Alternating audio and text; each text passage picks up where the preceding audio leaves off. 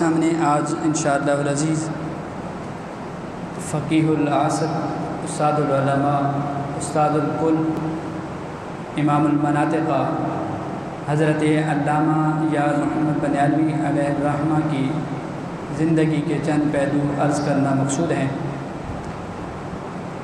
زمین اپنی بقا میں اہل اللہ کی محتاج ہے، ملک اپنے قیام میں صالحین کا محتاج ہے۔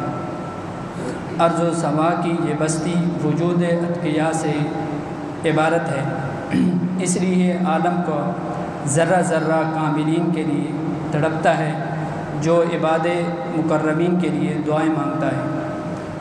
خدائے لم یزل سے رحمت کی بھیک طلب کرتا ہے، پھر جب یہ دعائیں باریاب ہوتی ہیں تو وجود کائنات کسی مرد حق کو پیدا فرما دیتا ہے۔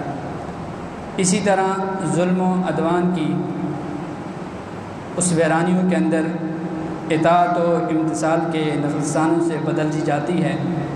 جو لوگ علماء اہل سنت سے ارتباط رکھتے ہیں وہ اس بات سے ناواقف نہیں ہیں کہ بنیاد شریف کے اندر ایک ہستی نے 1910 کے اندر اس جگہ پر آ کر ڈیرا لگایا، جنہیں دنیا اہل سنت فقیہ العصر استاد الاساتذہ حضرت علامہ یار محمد بنیالوی رحمۃ اللہ علیہ کے نام سے یاد کرتی ہیں۔